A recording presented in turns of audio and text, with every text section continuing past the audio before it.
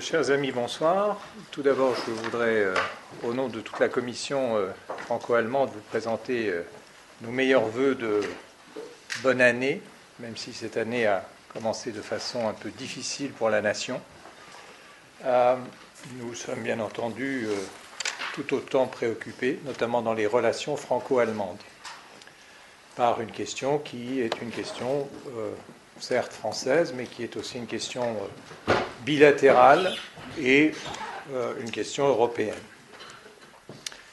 Je voudrais aussi vous saluer aujourd'hui dans un jour un peu particulier, puisque c'est le 22 janvier, qui est un jour anniversaire, le jour anniversaire des journées franco-allemandes, tel que lors du 40e anniversaire du traité de l'Élysée, il en a été ainsi décidé entre nos deux pays de marquer le 22 janvier, donc ce n'est pas un hasard, si nous avons choisi de constituer cette soirée d'études sur les litiges dans le droit de la famille, et plus particulièrement concernant la protection des enfants, dans les relations franco-allemandes.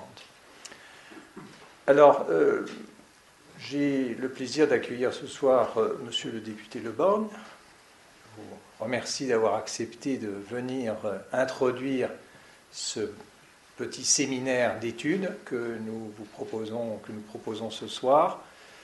La commission franco-allemande du barreau de Paris est une commission qui s'inscrit dans la commission internationale du barreau. Le barreau, sous la guidance de ses différents bâtonniers et bâtonniers successifs, a une politique internationale qu'il entend développer de façon aussi large que possible pour marquer la présence de la pensée juridique française à travers le monde. La commission franco-allemande est une des commissions, mais c'est aussi une commission très active. Elle est composée d'un bureau dont je salue ici le secrétaire, Thierry Hublot, vice-président, M. Karl-Heinz Belz, qui est ici présent, vice-présidente Catherine Starry, qui est excusée d'un empêchement de dernière minute, et Christian Klein, qui est en déplacement en Allemagne ce jour. Nous organisons dans l'année, tous les 2 mois, des soirées d'études où viennent des juristes d'entreprise, des professeurs d'université, et nous avons donc pour la première fois, si je peux dire, l'honneur d'accueillir une personnalité du monde politique. Et c'est une première, nous nous en réjouissons beaucoup de pouvoir montrer que par là, nous dépassons un peu plus le champ habituel de nos conférences. Le sujet de ce soir, comme je le disais brièvement, est consacré au droit de garde, et plus particulièrement les litiges relatifs à ce droit de garde dans les relations franco-allemandes. Vous introduirez le sujet de votre poste, si je peux dire, d'observation. Et ensuite, nous aurons les propos techniques, si je peux dire, des 2 inspiratrices autour de Thierry Hublot qui vont porter le sujet sur le plan plus technique et à travers l'expérience pratique qui est la leur.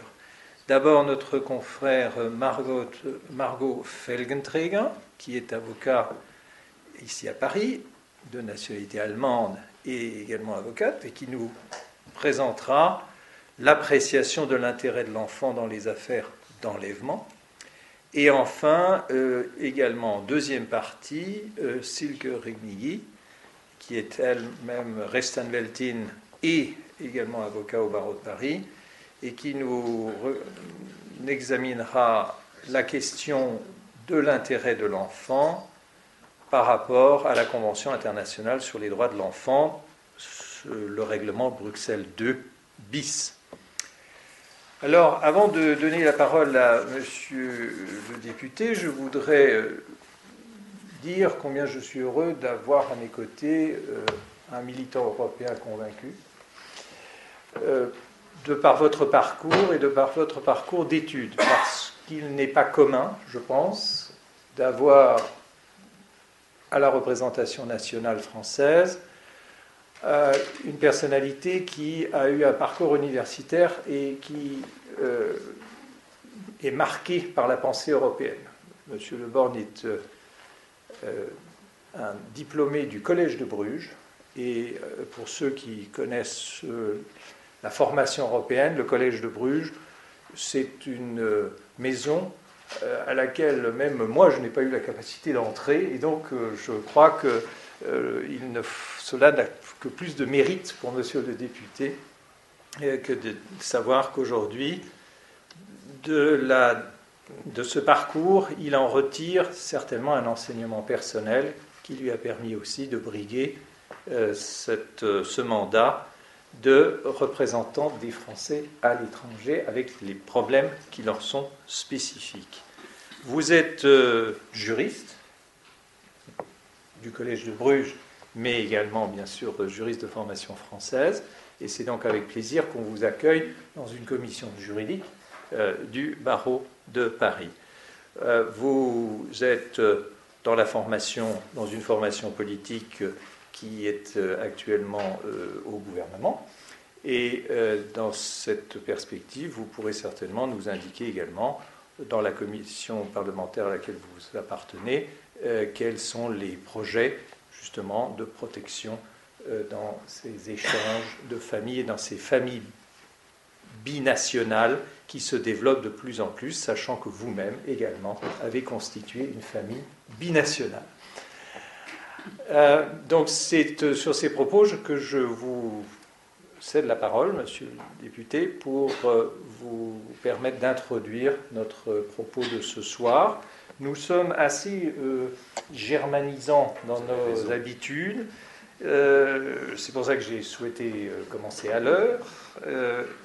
Et nous envisagerons, avec les intervenants qui suivent, de terminer nos travaux à 8h30. Donc, si vos propos liminaires,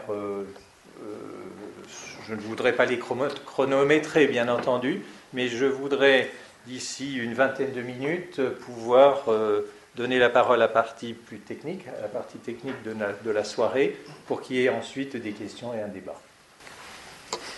Merci.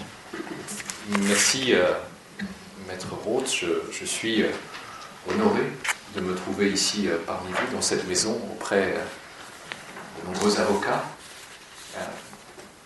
J'étais surpris d'entendre que je serai, j'emploie le conditionnel, le premier parlementaire à venir vous voir à la commission. J'espère qu'il y en aura d'autres, je vais essayer de ne pas vous décevoir. Je suis un député d'un type relativement récent, parlementaire des Français établis hors de France. Il en existait au Sénat depuis longtemps, mais il n'en existait pas à l'Assemblée nationale jusqu'à la modification constitutionnelle de 2008 qui a permis aux élections législatives de 2012 de pourvoir à l'élection de 11 personnes dans 11 circonscriptions créées hors de France. Je me suis présenté dans la circonscription d'Europe centrale qui compte l'Allemagne et 15 autres pays, et j'y ai été élu. C'est une circonscription qui m'était familière puisque j'y ai longtemps travaillé comme juriste d'entreprise du côté de Mayence et aussi du côté de Francfort, mais l'autre Francfort, Francfort-sur-Oder, en face de la Pologne. La société pour laquelle je travaillais fabriquait des panneaux solaires. Le siège de l'entreprise était en face du Rhin et l'usine se trouvait à Francfort-sur-Oder. Puis après mon élection, je m'étais attaché au Rhin. Je m'étais attaché suffisamment à l'Allemagne pour souhaiter y installer, comme n'importe quel parlementaire de province, ma permanence, laquelle se trouve aujourd'hui face au Rhin, mais plus à Mayence, à Cologne, à proximité de la gare. Tout ça pour vous dire que le député que je suis fonctionne à l'identique de la plupart des députés métropolitains. Je suis dans ma circonscription toutes les semaines. J'essaie autant que faire se peut d'être à Cologne toutes les semaines. Et quand j'y suis pas, ça veut dire que je suis ailleurs en Allemagne ou dans l'un des 15 autres États. Je pense être un député à l'égal du candidat que j'ai été, travaillant sur 3-4 priorités maximales, afin de ne pas me disperser et surtout d'être le plus en phase possible avec les compatriotes vivant en Europe centrale. Et l'une des 3-4 priorités que j'avais dégagées au moment de mon élection, et qui reste depuis la ligne directrice de l'exécution de mon mandat, c'est le besoin urgent de l'élaboration d'un droit européen de la famille. Et je l'avais senti en particulier sur les conflits d'autorité parentale touchant, entre autres, la France et l'Allemagne. Je me place beaucoup moins aujourd'hui dans la situation que celle qui existait avant l'adoption du règlement de Bruxelles II bis. C'est-à-dire, je suis beaucoup moins sur les déplacements illicites d'enfants que je ne suis sur les différences existantes à la fois en droit et aussi en perception entre nos deux pays, sur ce qu'il convient de faire en termes d'intérêt de l'enfant, d'exécution de l'intérêt de l'enfant, au moment de la dissolution d'un couple, que ce couple ait été marié ou non. Je veux simplement rappeler que chaque année, ce sont des milliers de couples franco-allemands qui se marient, mais la proportion de divorces dans les couples franco-allemands est à l'identique de la proportion de divorces dans la population, pas loin de 50%. Et dans 3 divorces sur 4, il y a des enfants. Ce que j'ai observé depuis toutes mes années allemandes, c'est la difficulté, et je prends des mots, je l'espère, pas offensants, pour la difficulté pour celle ou celui dans l'ex-couple qui n'est pas allemand lorsque la séparation intervient en Allemagne, à faire reconnaître ses droits de père ou de mère, à conserver un lien réel avec l'enfant ou les enfants, et surtout à faire venir l'enfant ou les enfants dans cette partie de l'Europe où il ou elle peut être originaire ou éventuellement souhaiter s'installer. J'ai le sentiment que l'intérêt supérieur de l'enfant, certes défini en droit international, mais interprété différemment, en Allemagne, est compris comme étant la nécessité pour l'enfant de résider sur le territoire allemand, quelles que soient parfois les circonstances difficiles qui y président, parfois même jusqu'à l'absurde de se retrouver à proximité de son parent allemand qui aurait pu l'enlever. Il n'y a pas dans la conception allemande telle que je l'aperçois à ce jour de ces drames-là une extension du principe de continuité territoriale dans la gestion du rapport à l'enfant qui dépasse une frontière. La continuité territoriale s'arrête au Rhin. Et ce que je vous dis là, c'est un germanophile total qui vous le dit. Je me garde, et c'est pour ça que c'est si difficile, de tout argument qui pourrait être perçu comme germanophobe. Loin de moi, hein, cette idée-là ou cette tentation-là. Et j'ai la conviction, pour le coup, à l'expérience, que les différences grandes qui existent entre Français et Allemands dans le domaine du droit de la famille, dans le domaine de la perception du droit de la famille, y compris même dans une certaine forme d'histoire qui conditionne l'élaboration du droit de la famille, conduit à toutes ces misères que le Quai d'Orsay recense plus ou moins au nombre de 11 ou 12 et que moi je vois par centaines dans ma circonscription. Il y a comme un hiatus entre ce que le Quai d'Orsay et par extension le gouvernement français pense, quantitativement, 11 à 12 cas, toujours les mêmes, un peu considérés comme des parents légèrement excités, médiatisant leurs affaires. La perception est celle-là. Je ne suis pas en train de dire que c'est le cas. Et ce que je vois en circonscription, où viennent dans mes permanences des personnes qui ne se sont jamais fait connaître du Quai d'Orsay, souvent parce qu'elles étaient à des centaines de kilomètres des services publics, consulaires, et quand bien même elles auraient été à une distance raisonnable des services publics, elles sont dans un tel état de déconstruction personnelle qu'elles sont strictement incapables d'aligner 3 mots face à des diplomates et qu'elles préfèrent les aligner face à un élu. Et depuis 2 ans et demi que j'exerce ce mandat, je me suis donné l'objectif à la fois d'éveiller l'attention des autorités françaises, mais aussi allemandes, et surtout de trouver la solution. J'ai vu 13 ministres, individuellement, 10 français, 3 allemands. Des ministres français, celui qui a le mieux réagi, c'est finalement celui qui était le Premier ministre, Jean-Marc Ayrault. À la fois parce que nous avions eu l'occasion ensemble d'en parler dans un vol qui nous menait de Paris à Berlin, un petit avion, on a le temps de beaucoup parler, et aussi parce que je m'adressais à quelqu'un qui connaissait l'Allemagne. Les autres, qui m'ont écouté poliment, ont pris des tas de notes. Parfois m'ont exposé immédiatement le fait qu'il y avait 11 ou 12 cas et que je m'excitais pour pas grand-chose. Puis d'autres n'avaient rien à me dire parce qu'ils ne comprenaient rien du tout au sujet. Et je ne les blâme pas parce que je crois qu'il faut être tellement le nez dans le guidon de la réalité franco-allemande pour le percevoir. Les ministres allemands que j'ai rencontrés ont été dans l'ordre Michael Link, qui était le ministre des Affaires européennes de la précédente coalition, Manuela Schwesig, qui est l'actuel ministre de la Famille et que j'avais rencontré à l'époque où elle était ministre régionale des Affaires sociales à Schwerin, et Michael Roth, qui est l'actuel ministre, successeur de Michael Link, aux Affaires européennes. Tous les trois m'ont gentiment reçu, m'ont écouté, m'ont expliqué que de leur point de vue, il n'y avait pas de difficulté, et moi j'ai essayé de leur mettre en parallèle de ce qu'est l'état du droit, l'état de la souffrance, tout simplement. Et au bout de 2 ans et demi, en ayant vu Jean-Marc Ayrault aller le plus loin possible à ce jour, c'est-à-dire une prise de position publique devant les Français de Berlin réunis à l'ambassade de France, où il a dit pour la première et seule fois qu'il existait un conflit franco-allemand potentiel en matière d'autorité parentale et qu'il était nécessaire de le traiter, aucun autre ministre n'a pris position publiquement, et au demeurant, après avoir été heureux 48 heures après avoir entendu Jean-Marc Ayrault, je suis vite arrivé à la conclusion que rien ne serait fait, parce qu'en effet, rien n'est arrivé. Et aujourd'hui, je me dis, dernière étape ayant été, il y a 3 mois, un courrier commun que j'avais écrit avec mon regretté collègue et ami Andreas Schockenhoff, qui présidait le groupe d'amitié France-Allemagne pour le Bundestag, courrier à Madame Rossignol, secrétaire d'État à la famille, et à nouveau à Manuela Schwesig, que c'est aux parlementaires de prendre le relais. Après tout, ce sont eux les législateurs. Et une bonne part de ce qui se passe relève du domaine de la loi.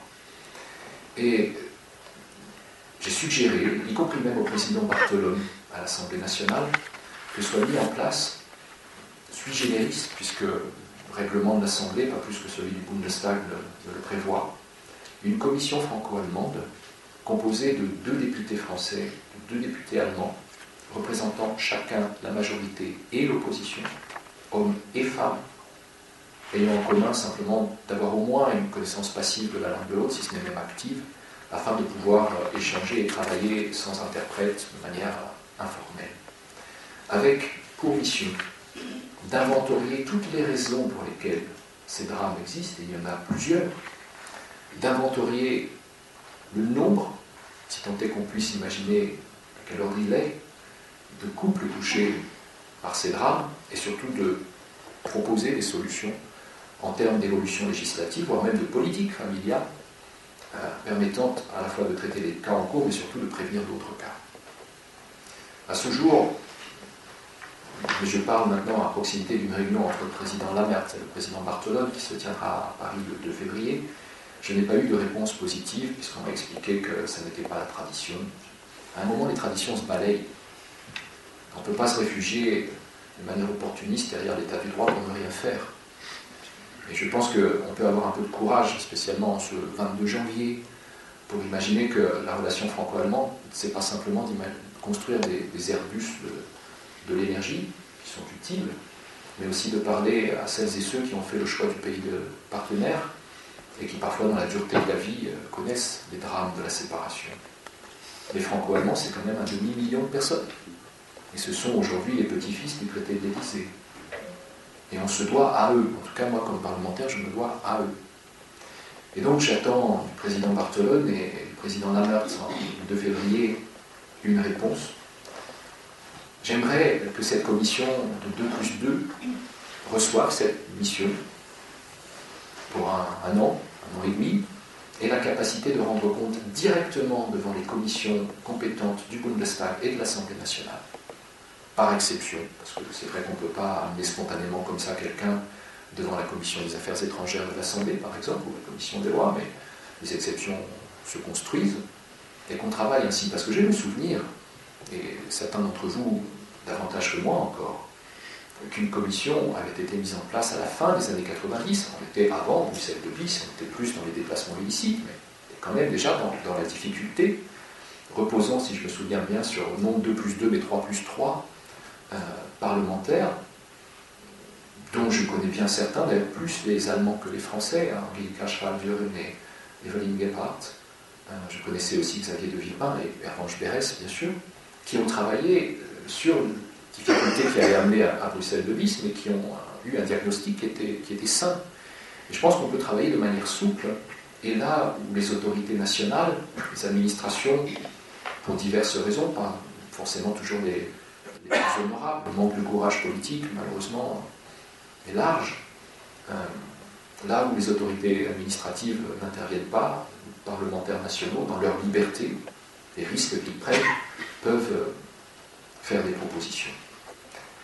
En parallèle, siégeant à l'Assemblée parlementaire du Conseil de l'Europe, découragé à un certain stade, c'était au moment de l'été dernier, par l'inertie que je ressentais, j'ai déposé une motion conduisant à la désignation d'un rapporteur sur les conflits d'autorité parentale à l'échelle européenne. Bien sûr, j'avais la dimension franco-allemande en tête, mais je ne voulais pas amener le sujet franco-allemand stricto sensu face à 47 États membres. Et donc j'ai voulu élargir. J'ai collecté le nombre de signatures qu'il fallait. Il en fallait 20, j'en ai eu 33 pour que la proposition de rapport soit acceptée. Elle l'a été. Ce rapport a été alloué à la Commission des affaires sociales de l'Assemblée parlementaire du Conseil de l'Europe, ce qui dans un premier temps m'a un peu désolé parce que je n'y suis pas. Et après je me suis dit que c'était peut-être une bonne idée parce que je ne veux pas que cette histoire-là soit perçue comme, dans mon chef, un combat personnel. Ça ne l'est pas. Et si en effet un ou une parlementaire chypriote, islandaise, portugaise pouvait se charger de cette dimension comme rapport sur le fond à la Commission des affaires sociales, sachant que moi je suis rapporteur pour avis de la Commission des affaires juridiques et des droits de l'homme, nous ferons un bon travail complémentaire de politique de la famille et de droit de la famille. Et nous allons commencer la semaine prochaine, probablement 18 mois pour réaliser toutes les auditions nécessaires, contradictoires, à l'occasion des sessions, il y en a 4 par an de l'Assemblée parlementaire à Strasbourg, et des réunions de la Commission, soit des affaires juridiques, soit des affaires sociales, au siège parisien du Conseil de l'Europe dans le 16e arrondissement. Donc nous pouvons faire quelque chose de sérieux. Et j'y compte bien, en tout cas je vais y donner de mon temps. Je voudrais conclure, Monsieur le Président, avec peut-être une sorte de réflexion prospective. Mon premier rapport, quand j'ai été élu député, était sur la ratification de la Convention franco-allemande relative au mariage. On a mis 3 ans à la ratifier pour des raisons obscures. Ce n'est pas un texte complexe. Mais c'était déjà peut-être révélateur de ce que le droit de la famille franco-allemand, le droit de la famille internationale, en sens large, ne passionne pas le monde des législateurs. Je me suis battu, siégeant dans ma première année de mandat à la Commission des lois, pour que ça arrive vite devant l'Assemblée nationale et que ce ne soit pas qu'un sujet diplomatique. Et donc j'ai été rapporteur pour avis et j'ai mis en avant ce travail original qu'avaient conduit nos diplomates en lien avec des praticiens du droit, des profs de droit, des notaires, des avocats. Et c'était un sujet très complexe parce que entre notre droit français de la famille qui repose principalement sur le régime de la communauté et le droit allemand du mariage qui repose sur la participation réduite aux acquets, vous avez un écart énorme. Et faire converger tout ça n'était pas un travail simple. Pourtant, en 3 ans, on y est parvenu. C'est un système qui ressemble plus au système allemand qu'au système français, mais il y a des éléments français du très méconnu régime français de participation aux acquets qui s'y trouvent aussi. Et dans le marketing, entre grands guillemets, de mon rapport, j'ai choisi de ne pas en parler au grand public parce que j'estimais le sujet trop complexe, et je suis allé en parler aux revues juridiques, notamment au l'ami civil, en me disant que c'est désormais, notamment aux notaires, de s'emparer de ce sujet pour le faire vivre, faire que ce régime matrimonial ne soit pas 2 paragraphes d'un manuel de droit civil, mais la réalité de couples qui se forment et qui recherchent une sécurité juridique, parce que là est le fil conducteur de la vie à l'étranger. Quels que soient les thèmes sur lesquels je suis interpellé comme parlementaire, c'est la sécurité juridique qui conduit.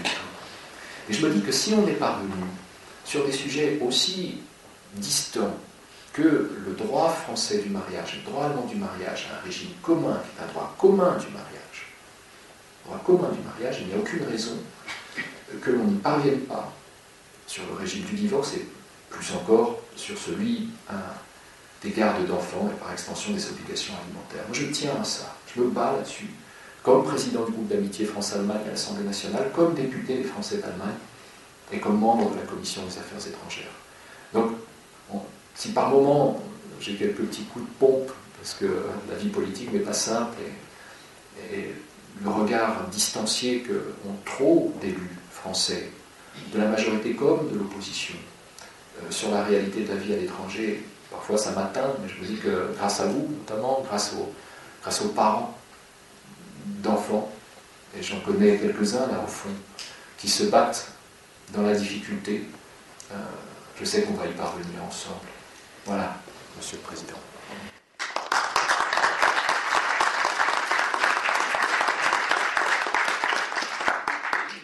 Merci bien pour cette introduction très passionnante et passionnée, je dirais également, sur cette problématique que vous semblez maîtriser de façon dense et qui me surprend parce qu'elle dénote un engagement vraiment senti et où on sent le député proche de ses électeurs et proche de ses mandants, si on peut dire. Donc on reviendra là-dessus peut-être après, dans l'espace de débat qu'on va avoir, mais parce que je pense que l'introduction politique, ou disons de la vision de celui qui est l'interlocuteur pour beaucoup de gens des pouvoirs publics, ne doit pas être déconnecté de la partie technique. Et je ne voudrais pas qu'il y ait trop de questions qui fusent tout de suite, parce que je pense que tout le monde brûle d'envie de vous poser des questions, etc. Mais je voudrais d'abord avoir également les propos techniques sur la question, avant qu'on donne la possibilité à tout le monde de s'exprimer. Je fais juste un petit interlude, parce que les séances de la commission font partie du programme de formation permanente des avocats, et nous tenons un répertoire pour faire ce qu'on appelle le compte d'heures. C'est pas du compte pénibilité, mais c'est le compte d'heures, et donc voilà, je fais circuler la fiche de présence habituelle. Je demande donc à Margot Felgenträger, et puis peut-être tout de suite aussi à Sylvie Remigui, de venir s'installer ici. S'il vous plaît, peut-être Margot, vous vous installez là à mon côté, et Sylvain peut-être à la droite de Monsieur Leborn. Voilà. Alors, pour le micro, grüne Taste. Voilà.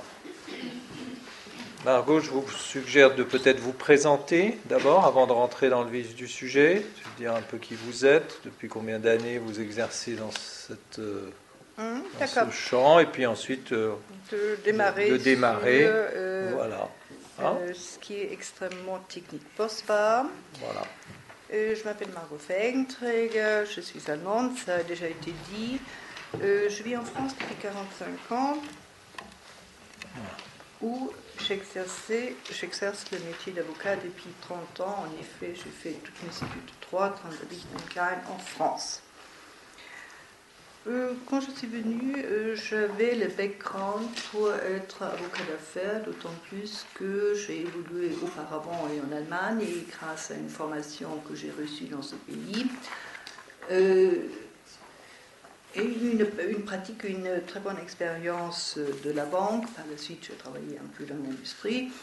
Donc, au moment où je me suis inscrite au barreau de Paris, il y a 30 ans, j'avais le background pour être avocat d'affaires. Cependant, je suis quelqu'un qui se laisse évoluer, et j'ai senti que j'avais un très grand intérêt pour l'humain. Et donc, c'est ça qui a fait que j'ai évolué vers le droit de la famille. Et un jour, nous étions dans un congrès franco-allemand, lorsque notre consoeur Eva Sterzing, que certains d'entre vous connaissent très bien, se plaignait d'être fatiguée du contentieux familial. Et je lui ai dit, ah, consoeur, j'aimerais tellement m'en occuper. Et donc, du jour au lendemain, ma vie a changé. Ma vie professionnelle a changé et je suis devenue l'avocat en quelque sorte de confiance du consulat d'Allemagne. Et tout de suite, j'ai eu les cas les plus importants, les plus durs. Et je me souviens, une de mes premières affaires, c'est une affaire d'enlèvement d'enfants. À l'époque, effectivement, on n'avait pas encore le règlement procédure bis. À l'époque, les magistrats n'étaient pas spécialisés en la matière, comme c'est le cas aujourd'hui. Ma vie était dure, de plaider trente-dix devant les magistrats qui ne connaissaient pas le contentieux et d'avoir en face de moi des pitbulls. Donc, très rapidement, je me suis abîmée. Oui, je me suis abîmée parce que j'ai abîmé mon diaphragme, j'ai du mal à respirer, ce qui fait que dans certaines occasions, j'ai un TOC de langage. Vous vous êtes peut-être rendu compte? Non? Donc, j'ai la chance, Trente-dix Klein, il me faut le moindre stress pour avoir un TOC de langage, ce qui est extrêmement désagréable. J'ai une excellente compétence et de temps en temps, effectivement, à cause de ce TOC de langage, Trente-dix Klein, ma vie devient difficile parce qu'effectivement, ça peut m'aider et ça peut m'arriver à n'importe quel moment et notamment aussi pendant les plaidoiries. Donc, merci. C'est une excellente idée il m'a donné la possibilité de me présenter parce que ça me permettra de rentrer plus facilement dans le vif du sujet. En effet, j'ai prévu, Trente-dix Klein, de vous parler un peu des textes qui fondent les déplacements et rétentions illicites d'enfants avant d'arriver à la jurisprudence franco-allemande ou française et allemande, car c'est à travers de la jurisprudence qu'il m'est possible de répondre à la question de savoir est-ce que la notion de l'intérêt de l'enfant est appréciée différemment par les juridictions allemandes et les juridictions françaises. Les textes qui fondent les déplacements et rétentions illicites d'enfants sont d'abord la Convention de la Haye du 25 octobre 1980 sur les aspects civils en matière d'enlèvement d'enfants international, convention qui est le texte de référence en la matière. Puis, en ce qui concerne les déplacements et rétentions illicites d'enfants au sein de l'Union européenne, c'est le règlement procédure bis de la compétence, la reconnaissance et l'exécution des décisions en matière de démariage et de responsabilité parentale qui complète les dispositions de la Convention internationale en les renforçant. Un déplacement d'enfant vers l'étranger n'est pas en soi un déplacement illicite. Il devient illicite lorsqu'il intervient en violation du droit de garde du parent qui est resté dans le pays.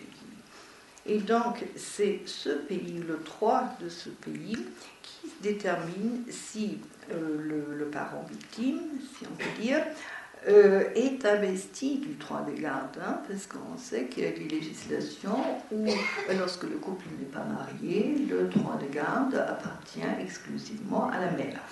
On peut aussi avoir des décisions qui ont accordé justement l'exclusivité de ce droit à la mère ou des décisions qui ont fixé Trente-dix Klein, la résidence Trente-dix Klein, chez l'un ou chez l'autre. Dans ce cas-là, effectivement, on ne peut pas arguer d'un déplacement illicite d'enfant. Et la notion de l'intérêt de l'enfant n'est pas spécialement mentionnée dans le texte. Cependant, elle est sous-jacente. Et le but de cette convention internationale, c'est de faire cesser une voie de fait que constitue un déplacement illicite par le retour de l'enfant dans le pays de sa résidence habituelle. Et la Convention insiste que ce retour Klein dans l'état de la résidence habituelle de l'enfant avant son déplacement illicite se fait Klein rapidement. En effet, la Convention internationale parle d'un bref délai, 6 semaines à côté de la saisine de la juridiction. Cessation de voie de fait par le retour immédiat Klein de l'enfant. Donc on voit que l'intérêt de l'enfant est en relation directe avec l'acte de retour. Le juge, à partir du moment où il constate que le déplacement illicite ou la rétention illicite est constitué, doit immédiatement ordonner le retour de l'enfant dans son pays habituel si la demande a été faite dans une année, et si la demande a été faite au-delà, il doit malgré tout voir si, en principe aussi, Klein ordonner le retour, sauf à démontrer que l'enfant Klein s'est intégré dans l'état de refuge. Donc on voit très bien que la rapidité Klein avec laquelle les procédures doivent être menées a une incidence sur l'intérêt de l'enfant, parce que la Convention de l'Haye veut éviter que l'enfant s'intègre dans son nouvel environnement et par le retour soit arraché de cet environnement pour être obligé de s'intégrer dans un autre environnement. Le principe est le retour immédiat de l'enfant dans le pays de sa résidence habituelle, sauf exception prévue à l'article 13 de cette Convention internationale. Je vais les passer en revue rapidement. En effet, le retour peut être rejeté si le requérant n'avait pas effectivement exercé son droit à l'époque du déplacement ou avait consenti ou acquiescé postérieurement, ou s'il existe un risque grave que le retour de l'enfant ne l'expose à un danger physique ou psychique ou de toute autre manière ne le place dans une situation intolérable. Et c'est cette exception que je viens de vous lire, risque grave et situation intolérable. Klein, c'est dans cette exception que l'intérêt de l'enfant retrouve toute sa portée. En effet, Klein, les juges Klein, au moment où ils sont tenus Klein et d'appliquer Klein cette exception, doivent le faire Klein dans l'intérêt supérieur de l'enfant. Il y a encore un dernier critère qui concerne le non-retour, c'est l'opposition de l'enfant. Le règlement procédure bis améliore considérablement la protection de l'enfant illicitement déplacé. En effet, Klein, comme je l'ai déjà dit au sein de l'Union européenne, Klein, ce texte se combine avec la Convention internationale. Et donc, si un risque grave ou une situation intolérable est alléguée, et c'est toujours allégué avec tous les autres critères que je viens de citer, Klein, le juge a interdiction de rejeter Klein la demande de retour s'il est établi que les dispositions adéquates ont été prises pour assurer la protection de l'enfant après son retour dans le pays de sa résidence habituelle. En vertu toujours du règlement procédure bis, l'audition de l'enfant est obligatoire. Là, donc, on voit l'audition de l'enfant devient un droit tel qu'énoncé à l'article 12 de la Convention de New York de 89 sur les droits de l'enfant. Enfin, il y a encore une autre particularité.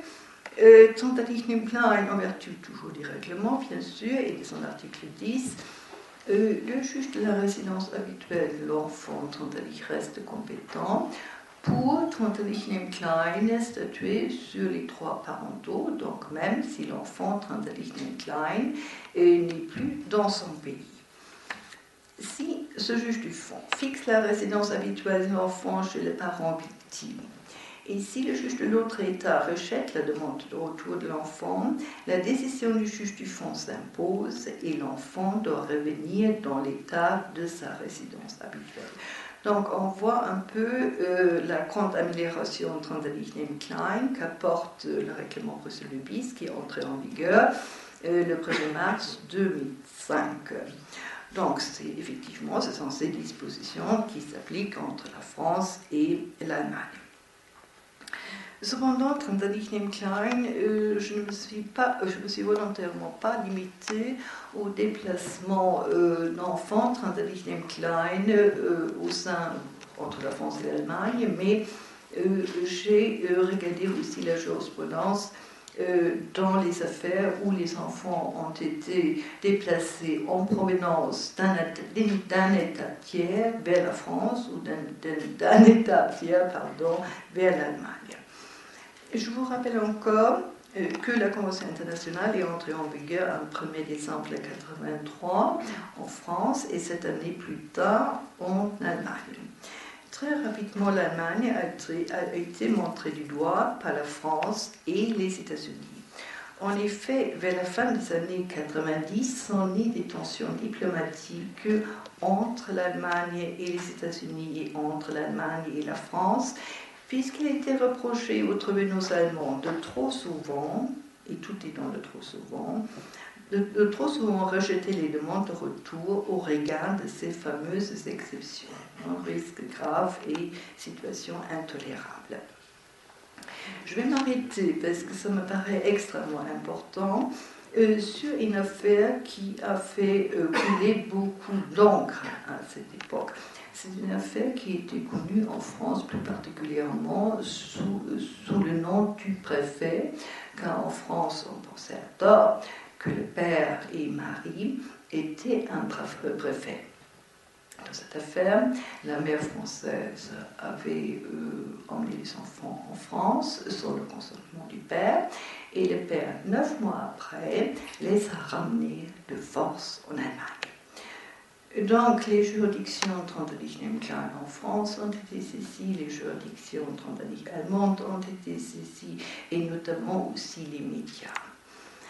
L'affaire en France est allée devant la Cour de cassation, Trinterlichen, et en Allemagne devant l'OLG. L'OLG, c'est l'Oberlandesgericht, c'est-à-dire l'équivalent de la Cour d'appel en France. Il faut savoir encore, en matière d'enlèvement d'enfants, l'OLG est la dernière instance dans les affaires d'enlèvement d'enfants. Donc il n'a pas la possibilité de faire un pouvoir en cassation comme nous pouvons le faire chez nous en France. Le plaideur mécontent de la décision a cependant la possibilité de faire un recours constitutionnel. L'OLG de Zelle a fini par ordonner le retour Trinterlichen Klein de nos enfants en France, et quelques jours après, cette même juridiction a suspendu l'exécution provisoire. Et je me souviens comme si c'était aujourd'hui, puisque j'ai suivi Trinterlichen Klein, cette affaire dans la presse, et j'étais rêvée devant ma télévision lorsqu'on en a parlé. C'est justement cette suspension Trinterlichen Klein de l'exécution provisoire qui a créé un grand émoi en France. Père, préfet, VIP, connections, en plus il a rapté les enfants, et en plus il obtient Trinterlichen maintenant la suspension de l'exécution provisoire, comme si cela n'existait pas aussi ailleurs. Donc, le recours constitutionnel est toujours possible, et notre père allemand, Trinterlichen préfet, qui n'était pas un préfet, avait, après avoir obtenu la suspension de l'exécution provisoire, fait un recours constitutionnel. Le Bundesverfassungsgericht a déclaré conforme à la loi fondamentale l'interprétation approfondie de l'intérêt de l'enfant sur le fondement des dispositions de l'article 13. Et voilà, Trentalichnem Klein, c'est là où il y a quelque chose qui est un peu différent de Trentalichnem Klein dans le droit positif allemand par rapport au droit positif français. En effet, Trentalichnem Klein, le juge de la Convention internationale, s'il se livre à un examen Trentalichnem Klein, doit se livrer à une interprétation, une appréciation restrictive de l'intérêt de l'enfant sur le fondement des dispositions de l'article 13. C'est le juge du fond qui, lui, effectivement, devrait être Trentalichnem Klein, aller plus loin, c'est-à-dire l'appréciation approfondie ou large, signifie s'intéresser à la question de savoir est-ce que Trentalichnem les uns et les autres ont une capacité éducative, est-ce que l'un et l'autre respectent les droits de l'autre, etc. Si Trentalichnem Klein, cette interprétation approfondie a été admise par le Bundesverfassungsgericht, c'est tout simplement parce qu'il s'agissait d'un enlèvement croisé. Voilà, c'est là la différence. Parce qu'en principe, il y a un enlèvement, Trentalichnem Klein, mais il n'y a pas un contre-enlèvement. Mais toujours est-il, Trentalichnem Klein, il faut retenir que les enfants Trentalichnem Klein sont rentrés en France, l'affaire a été extrêmement médiatisée. Et encore un dernier mot. À cette époque, les juridictions françaises étaient exclusivement compétentes pour prononcer le divorce en vertu du privilège de juridiction des articles 14 et 15. Ça, c'était Trentalichnem Klein, une disposition Trentalichnem Klein discriminatoire par rapport aux non-français, car Trentalichnem Klein, effectivement, notre épouse française, dès qu'elle était arrivée en France avec les enfants, elle a tout de suite saisi le juge français qui était tout de suite internationalement compétent en vertu de l'article 14. Et lorsque une juridiction était, ou le juge français, était internationalement compétent en vertu de l'article 14, les enfants étaient dans le même paquet. Donc ça, il faut le voir aussi. Mais il se peut que Trentalichnem Klein, que le juge du fond saisisse, il est compétent, et à l'époque Trentalicht, il était compétent, pouvait Trentalicht avant Trentalicht la demande de retour, Trentalichnem Klein, avant, oui c'est ça, déjà fixé les droits parentaux. Donc ça c'était un problème qui s'est greffé encore, Trentalichnem Klein, sur notre problème. Voilà, c'est clos, c'était hier, mais il m'a paru extrêmement important d'en dire un mot. À cette même époque, Trentalichnem Klein, et là je réponds un peu à la préoccupation Trentalichnem Klein de monsieur le député, déjà à cette même époque, la fin de l'année des années 90, les Trentalichnem Klein, les tribunaux allemands ont fait les choses dans les règles de l'art, c'est-à-dire se sont livrés Trentalichnem Klein à une interprétation restrictive des exceptions et Trentalichnem Klein ont retourné Trentalichnem Klein les enfants dans leur pays, dans l'état de leur résidence habituelle avant leur déplacement. J'ai notamment Trentalichnem Klein noté une affaire germano-américaine où Trentalichnem Klein, la mère Trentalichnem Klein, avait, après le divorce aux États-Unis, la garde exclusive. Le père avait un droit de visite et d'hébergement et un droit de regard lors de la fixation de la résidence habituelle de l'enfant. En effet, dans la commune law et pas dans tous les États des États-Unis, Trentalichnem Klein, en effet, le parent qui n'a pas le droit de garde peut malgré tout avoir un droit de veto. Et donc ça revient un peu comme une autorité parentale conjointe. Il a donc un droit de regard et Trentalichnem Klein, il peut Trentalichnem Klein refuser effectivement que l'enfant Trentalichnem Klein parte à l'étranger sans son consentement. Et le juge américain, Trondheim Klein, après que la mère est restée en Allemagne, a transféré le droit de garde exclusif sur le père.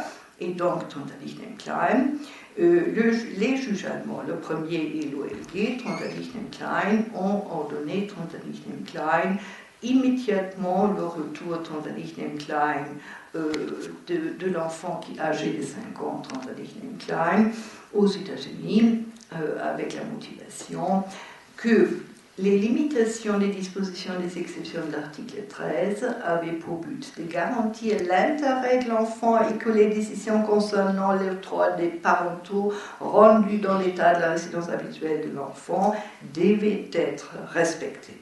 Donc l'Allemagne était respectueuse. Donc on ne peut pas dire qu'il y a un protectionnisme. Là, on voit bien un enfant Trondheim Klein qui avait auparavant vécu Trondheim Klein avec ses 2 parents aux États-Unis était obligé, Trondheim Klein, de retourner Trondheim Klein dans ce pays.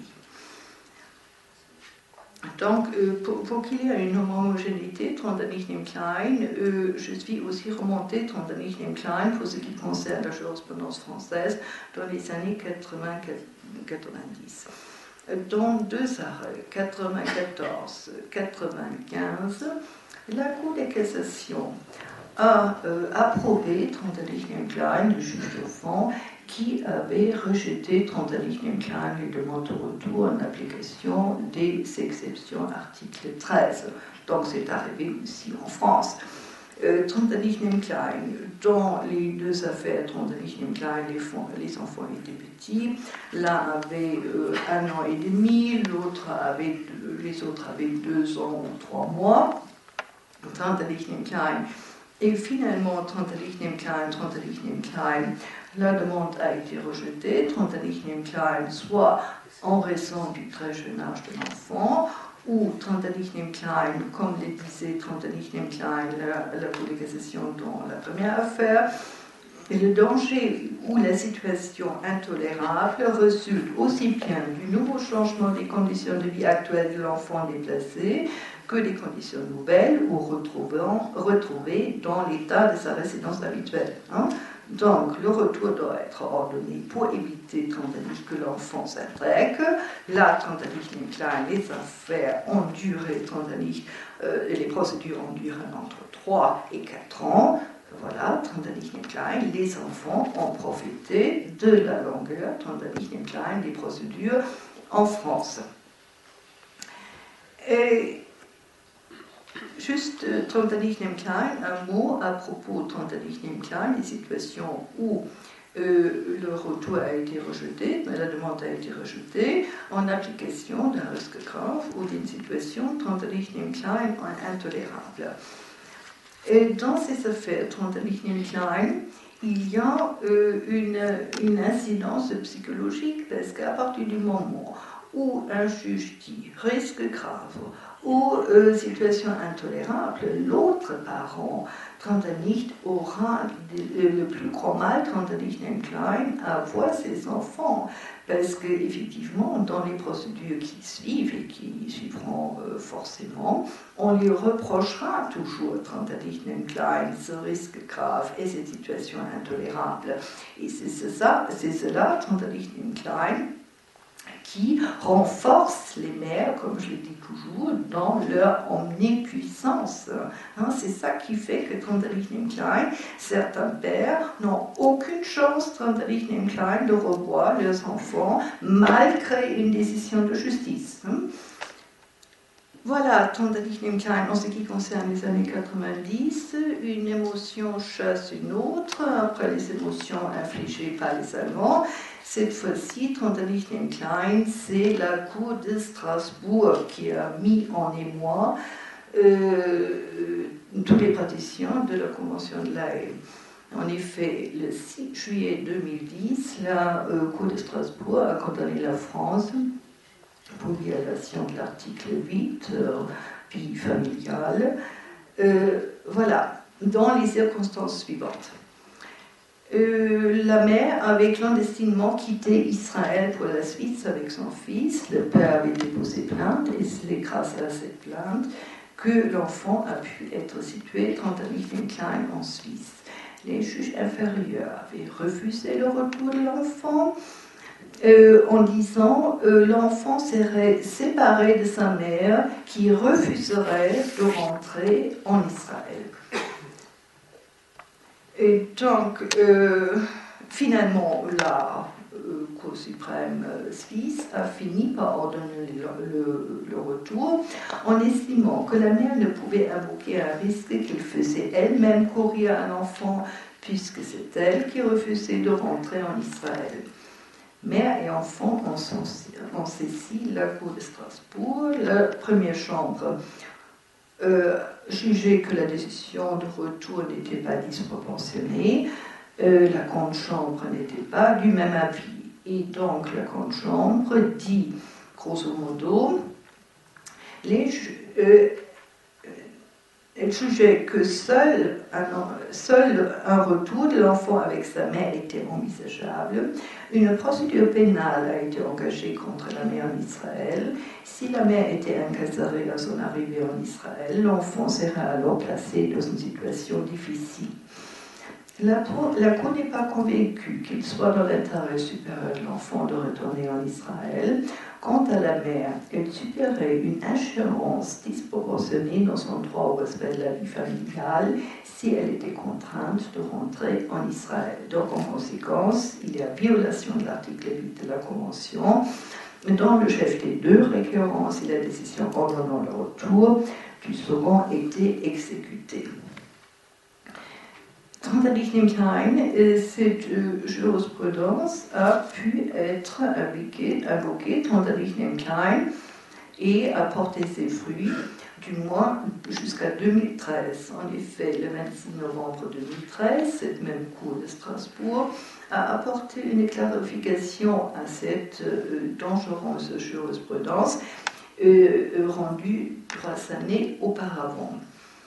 Et cette fois-ci, Trantadich-nem Klein, la Cour de Strasbourg dit « Les juges nationaux ne doivent en aucun cas se livrer à un examen approfondi de l'ensemble de la situation familiale.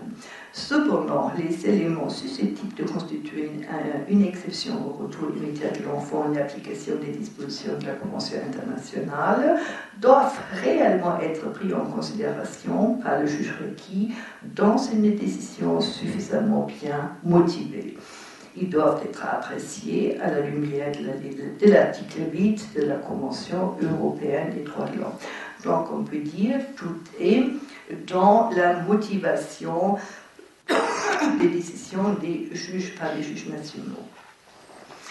Ce qui m'a paru intéressant, c'est pour ça Trantadich-nem Klein pour faire la transition. Je passe Trantadich-nem Klein à la jurisprudence allemande, car cette même problématique s'est posée Trantadich-nem Klein en Allemagne. Et Trantadich-nem Klein, le Bundesverfassungsgericht a dit Trantadich-nem Klein, l'application Trantadich-nem Klein pour une mère de raccompagner Trantadich-nem Klein, l'enfant Trantadich-nem Klein, dans le pays de sa résidence habituelle, est conforme à la loi fondamentale. Donc on voit Trantadich-nem Klein qu'on a affaire à deux jurisprudences diamétralement opposées. Dans la première affaire, qui remonte à 1999, la Cour dit on pouvait exiger de la mère qu'elle retourne au lieu de son ancienne résidence habituelle si l'on exigeait seulement des circonstances exceptionnellement graves pour justifier le non-retour de l'enfant sur le fondement des exceptions de l'article 13, on devait exiger de même s'agissant du parent ayant amené l'enfant. Dans la deuxième Trantadich-nem Klein, affaire Trantadich-nem Klein, la Cour motivait Trantadich sa décision suivante. La dureté de l'interprétation de la Convention devait être acceptée par le parent enleveur comme une conséquence de son acte illicite. Donc on voit Trantadich-nem Klein que la jurisprudence Trantadich-nem Klein allemande s'est beaucoup durcie avec les visas Trantadich-nem Klein du Bundesverfassungsgericht. En France, Trantadich-nem Klein Un plaideur, Trantalichnem Klein, a obtenu Trantalichnem Klein gain de cause devant la Cour d'appel de Grenoble, Trantalichnem Klein, justement en application de la jurisprudence de 2010 de la Cour de Strasbourg. La Cour, en effet, Trantalichnem Klein, le premier juge avait Trantalichnem Klein ordonné le retour, et la Cour a infirmé la décision. Selon la Cour, il serait dommageable pour l'enfant, compte tenu de son très jeune âge, de remettre en cause son nouvel équilibre. Son retour générait des difficultés d'organisation des relations avec sa mère, celle-ci étant enceinte et dans l'impossibilité de se déplacer à court terme, ce qui réitérait pour l'enfant un traumatisme de séparation et d'abandon. Donc là aussi, effectivement, la mère, Trantalichnem Klein, pensait que si, comme elle était enceinte, elle était dans un état un peu différent que la plupart des autres personnes, ça suffisait Trantalichnem Klein pour obtenir Trantalichnem Klein le rejet de la demande, et justement elle l'a obtenu, sauf que la Cour de cassation, Trantalichnem Klein, a censuré la décision, les juges de la Cour d'appel de Grenoble, et dans cette affaire, Trantalichnem Klein, la Cour de cassation, Trantalichnem Klein, 13 février 2013, rend sa décision au visa de l'article 3.1 de la Convention de New York de 89 relatif aux droits de l'enfant. En effet, pour la Cour de cassation, les circonstances d'un refus grave doivent être appréciées en considération primordiale de l'intérêt supérieur de l'enfant. En effet, Trantalichnem Klein, il faut savoir que les dispositions Trantalichnem Klein de l'article 13 alinéa 1, donc toujours risque grave, sont interprétées Trantalichnem Klein et depuis 2005 par la Cour de cassation à l'aune des dispositions de l'article 3.1 de la Convention internationale de New York qui stipule l'intérêt de l'enfant est une considération primordiale dans toutes les procédures le concernant. Donc c'est une des deux Trantalichnem Klein dispositions de la Convention des United Nations dont la Cour de cassation admet depuis 2005 l'applicabilité directement aux juridictions judiciaires. La deuxième disposition, Trantalichnem Klein, concerne l'article 12 sur l'audition de l'enfant.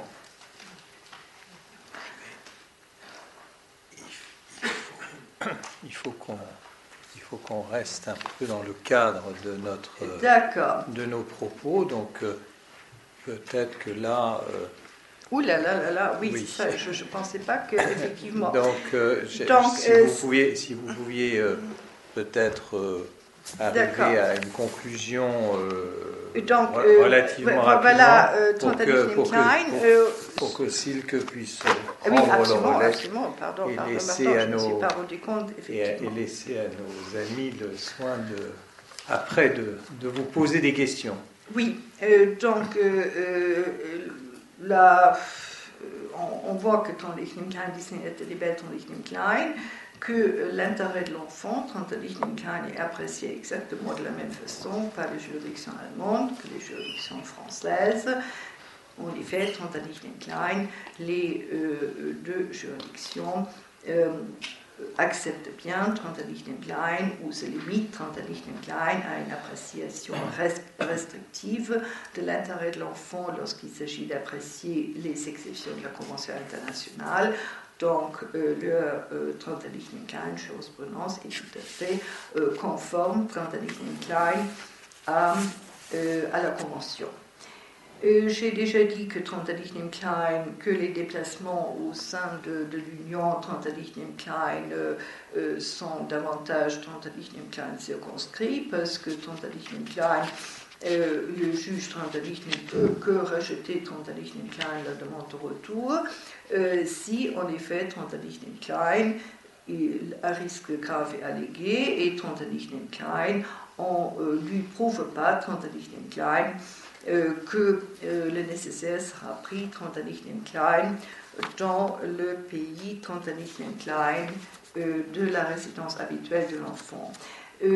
Pour l'exigence Trenternich Klein, parce qu'on ne sait pas très bien ce qu'il faut fournir au juge, la Cour de cassation a admis que les informations du ministère de la Justice italienne de la prise des dispositions adéquates auprès des autorités judiciaires étaient suffisantes. En ce qui concerne Trenternich Klein, l'opposition de l'enfant, il faut que l'opposition soit en relation avec un risque grave. Un enfant qui dit « je veux rester avec maman », ça ne suffit pas. Il faut que l'enfant exprime Trenternich Klein un risque grave. Donc effectivement, j'ai conscience que Trenternich Klein, que je ne vais pas conclure, mais... Si, concluez, et surtout, on aura votre texte aussi, puisque vous l'avez préparé, oui. Et on le diffusera à l'ensemble des membres de la commission. Donc tous les détails, notamment les nombreuses références de jurisprudence, seront à la disposition de tous nos confrères. Donc, Trenternich Klein, on retient Trenternich Klein qu'il y a un très grand changement Trenternich Klein dans le traitement Trenternich Klein des enlèvements d'enfants par rapport à l'époque où moi j'ai commencé, où je me suis abîmée. Trenternich Klein, en effet, Trenternich Klein en Allemagne, nous avons depuis 1999 22 juges aux affaires familiales qui sont compétentes et devant lesquelles les affaires doivent être portées. En France, il a fallu attendre 2004, mais c'est fait. En France, nous avons 30 juridictions Trenternich Klein compétentes en métropole et 6 dans les DOM et dans les TOM. Si Trenternich Klein, l'interprétation stricte de Trenternich Klein, des exceptions Trenternich Klein est respectée, il y a cependant Trenternich Klein, un autre fléau, Trenternich Klein, c'est la longueur Trenternich Klein des procédures. Donc, selon les dernières statistiques de la Haye, la durée de la saisine de la juridiction par le procureur de la République est en moyenne de 119 jours en France contre 72 jours en Allemagne. En Allemagne, une procédure de retour prend en moyenne 120 jours si le retour est ordonné, contre 244 jours en France. En cas de retour volontaire, la durée en moyenne de la procédure en Allemagne est de 109 jours contre 89 jours en France. Donc là, la France est plus rapide que l'Allemagne. Trenternich Klein, par contre, si le retour est refusé en France, il faut compter une moyenne de 419 jours contre 232 jours en Allemagne. Voilà, je pense qu'il faut... Merci beaucoup pour ces indications très précises, parce qu'elles nous montrent en fait ce que Monsieur le député est là pour essayer de trouver cette meilleure synthèse. C'est réduire les délais, le nombre de juges aux affaires familiales le plus important dans un État membre que dans l'autre, toute une question de la politique des moyens. On y reviendra après. Merci Margot Felgenträger pour cette importante contribution sur ce sujet. Comme je viens de l'indiquer, vous avez préparé un texte longuement et donc il sera publié et publiable. Et donc je passe tout de suite la parole maintenant à Silke Remigui pour qu'elle nous parle du deuxième volet, c'est donc l'appréciation de l'intérêt de l'enfant par le juge du fond. Voilà, alors on va naturellement un peu déborder sur la rigueur que j'avais tenté de suggérer, mais si vous pouviez quand même être résumer de telle façon à ce que, disons, vers un peu après la demi, un peu après. Voilà, enfin non. Voilà. C'est-à-dire, oui, donc je ne vais pas me présenter longuement parce que ça va me manger de mon temps. Donc je suis Elke Remigui, j'exerce la profession d'avocat en France depuis 15 ans. J'étais pendant 7 ans collaboratrice dans un cabinet qui est essentiellement spécialisé en droit du transport, donc le cabinet de notre confrère maître Thierry Eblot. Et ensuite, je me suis mise à mon compte et progressivement, j'avais de plus en plus d'affaires en droit de la famille, ce qui m'a amené à en faire une de mes activités principales. Aujourd'hui, vu le peu de temps qui m'est imparti et que moi aussi j'avais préparé quelque chose d'extrêmement fouillé et assez long à exposer, je pense que je vais faire l'impasse sur la première partie de mon exposé qui portait donc sur l'appréciation de l'aide de l'enfant par le juge du fond après un enlèvement d'enfant, vu que Margot en a longuement parlé. Et je souhaite plutôt aborder avec vous une autre problématique qui est donc le déménagement international. Donc là, on se situe en amont de cette problématique, on est encore à un moment où tout est possible. On n'est pas au stade d'un enlèvement, mais là, on est au stade de demander l'autorisation au juge de pouvoir partir avec son enfant dans un autre pays. Et donc, dans un premier temps, je souhaite, puisque le député aussi en a fait allusion, je souhaite plutôt souligner les ressemblances qui existent en droit allemand et en droit français, puisque dans les deux pays, eu égard à l'article 3.1 de la Convention internationale sur les droits de l'enfant, dans les deux pays, l'aide à l'enfant figure dans de nombreux articles qui concernent le droit de la famille. Par exemple, l'article 371.5 du Code civil qui dit l'autorité parentale est un ensemble de droits et de devoirs ayant pour finalité l'intérêt de l'enfant, ce qui dit également le paragraphe 1627 du BGB, donc du Code civil allemand, qui dit l'autorité parentale appartient aux pères et mères sous leur propre responsabilité et il exerce dans l'intérêt de l'enfant. Donc il y a un gros nombre d'autres articles dans les deux pays, des articles où je trouvais à chaque fois son correspondant, par exemple l'article 371.2.1 du Code civil, correspond à 1671 du BGB, et ainsi de suite. Donc il y a des ressemblances, même au niveau de la codification des textes. Et je dirais, et pour répondre un peu sur ce qu'a dit le député, effectivement, il n'y a pas longtemps, il existait une problématique qui, à mon sens, aujourd'hui, a beaucoup moins de raisons d'exister en ce qui concerne l'autorité parentale, parce qu'il y a tout de même, déjà, il y a une appréciation différente de la jurisprudence allemande et française. En droit allemand, lorsqu'un parent veut déménager avec un enfant, il sollicite une partie de l'autorité parentale qui s'appelle le droit de choisir la résidence de l'enfant. Une fois qu'on a ce droit de choisir la résidence de l'enfant, à la limite, on peut déménager où on veut. Et en France, le juge fixe la résidence chez un des parents.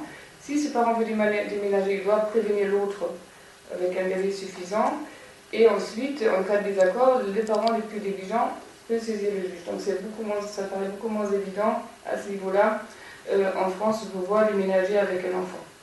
Deuxième observation, en ce qui concerne l'autorité parentale, il y a encore, je dirais, 5 ans quand même maintenant, il y a la manière d'intégrer l'autorité parentale pour un père allemand n'était pas du tout pareil par rapport au père français. Effectivement, en Allemagne, les parents, lorsqu'ils sont mariés, ils ont tous les deux l'autorité parentale, mais lorsqu'ils ne sont pas mariés, ils peuvent certes faire une déclaration conjointe devant le Jugendamt, donc l'Office de jeunesse et protection en Allemagne, mais lorsque la mère, il y a quelques années encore, n'était pas d'accord, elle avait un véritable droit de veto, donc elle pouvait empêcher le père d'exercer l'autorité parentale. Elle avait l'autorité parentale exclusive. Et ça, évidemment, avait une très très grosse importance et conséquence surtout sur ce problème déjà le déplacement illicite, puisque dès lors qu'elle avait l'autorité parentale exclusive, elle pouvait déplacer l'enfant comme elle voulait, et le père ne pouvait pas invoquer un déplacement illicite, ce qui est quand même quelque chose assez difficile à accepter. Et puis donc, il y a eu une évolution en Allemagne. Parce qu'en 2010, l'Allemagne a déjà été condamnée par la Cour européenne des droits de l'homme en 2009 dans une affaire qui s'appelle Zaunegger contre Allemagne, où effectivement, sur les fondements des articles 8 et 14, on a dit que ce n'était pas normal de faire une différence entre les relations maritales et les autres liens familiaux.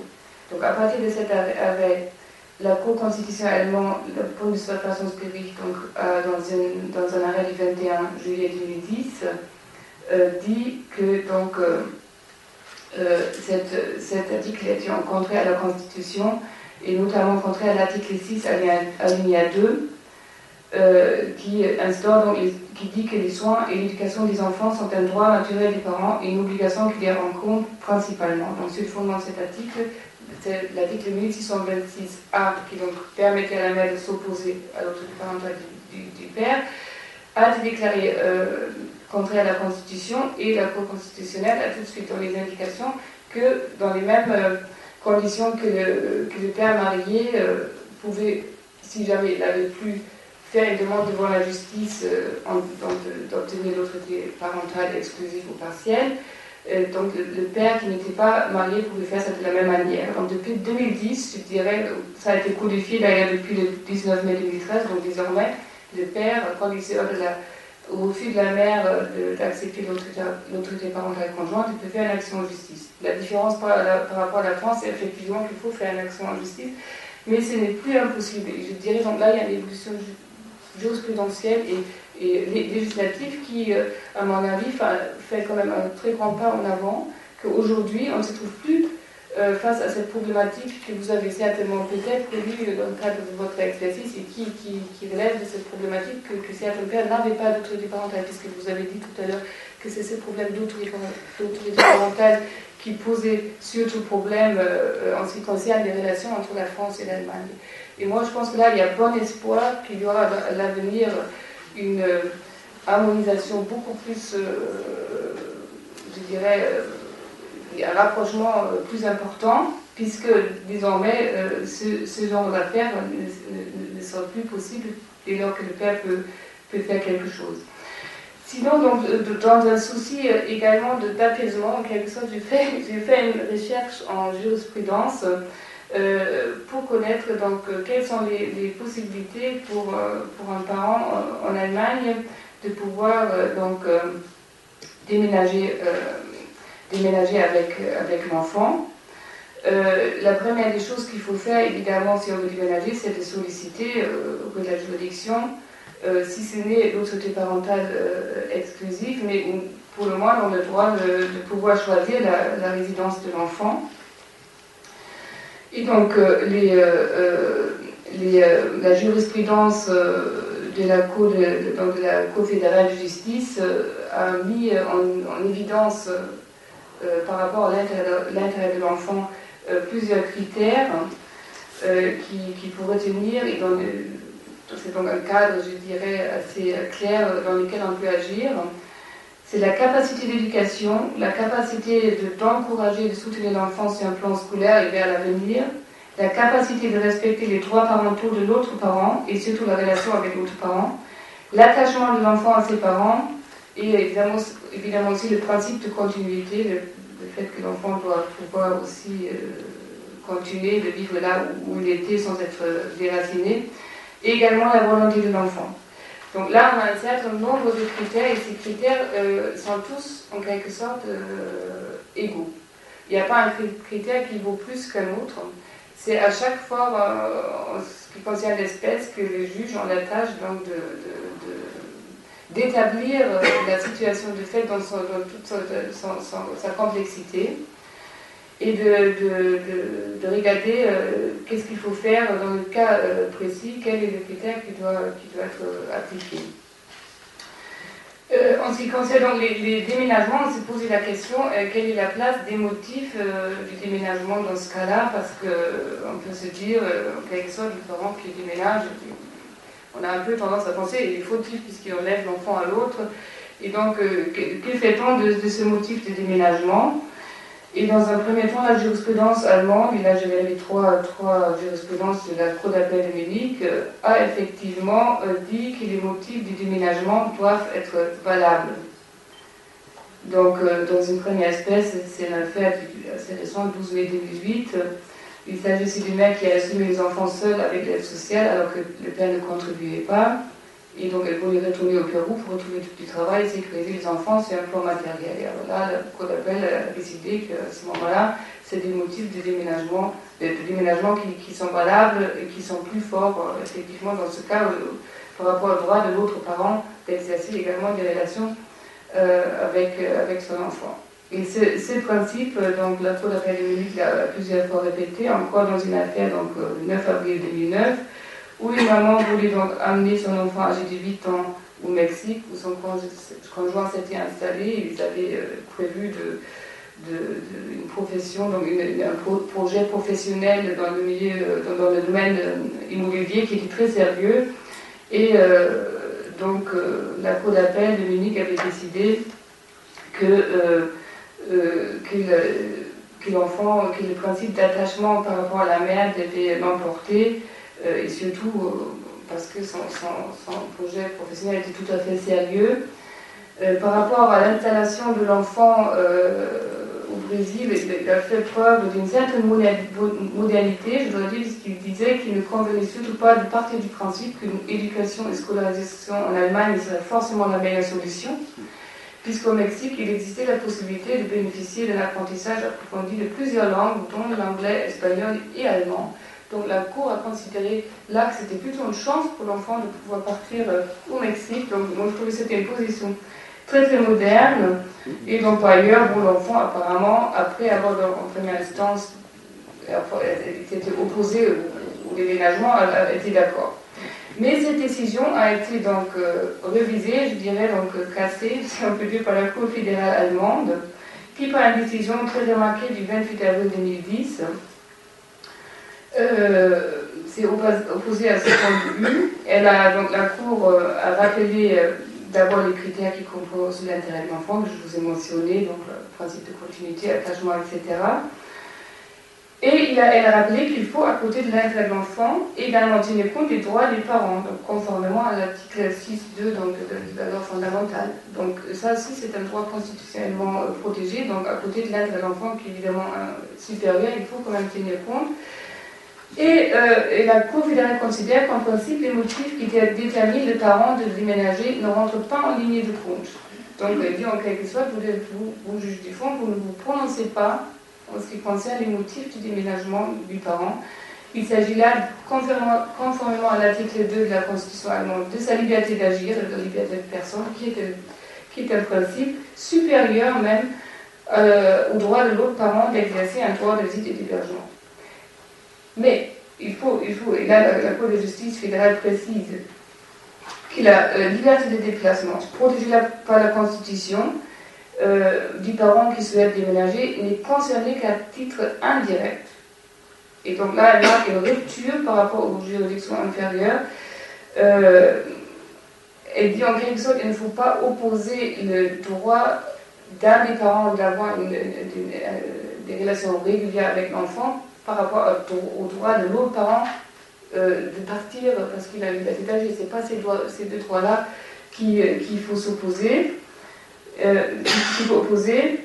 Il s'agit plutôt... on parle du principe que les parents qui veulent déménager partent vraiment, donc on ne dit pas non plus l'enfant, et ça va mieux pour l'enfant de rester en Allemagne avec la mère au lieu de partir à l'étranger. Ça non plus, ce n'est pas des paramètres qu'on doit opposer. Et la Cour fédérale rappelle aussi que le simple fait de vouloir déménager n'entraîne pas une présomption de nuire à l'intérêt de l'enfant, parce que par le fait même de déménager, en quelque sorte, on empêche l'autre parent d'exercer les droits de visite dans les mêmes conditions qu'auparavant, mais ça n'entraîne pas une présomption de nuire à l'intérêt de l'enfant. Les raisons de l'émigration sont seulement prises en compte au regard de l'intérêt de l'enfant. Donc la question qui se pose, c'est est-il préférable pour l'enfant d'émigrer avec les parents qui souhaitent donc déménager, ou de rester dans le pays avec l'autre. Et là, il faut vraiment analyser en profondeur les deux possibilités.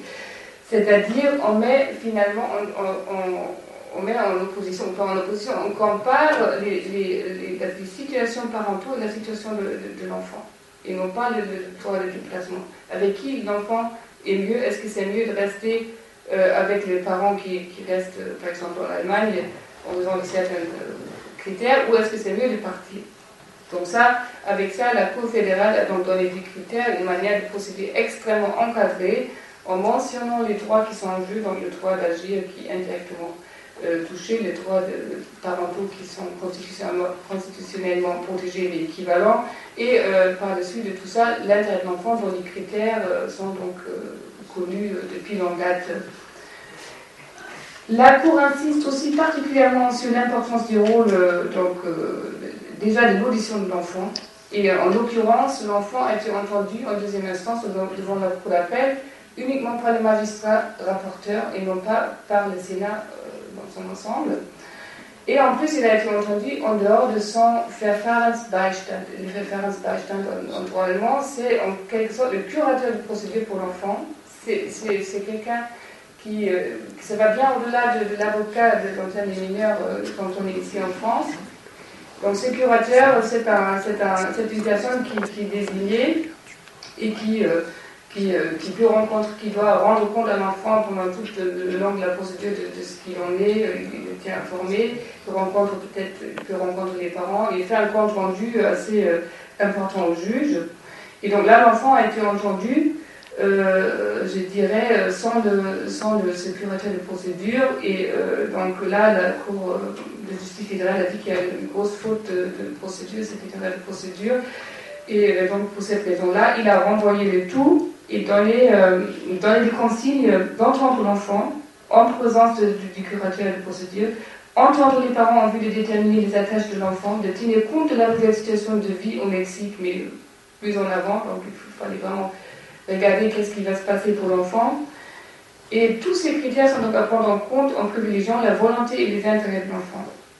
Et donc la Cour dit qu'il ne semble pas exclu de considérer qu'un transfert de l'autorité parentale au père soit pour l'enfant l'alternative à privilégier, comme c'est envisageable lorsque la relation est profonde par rapport aux deux parents.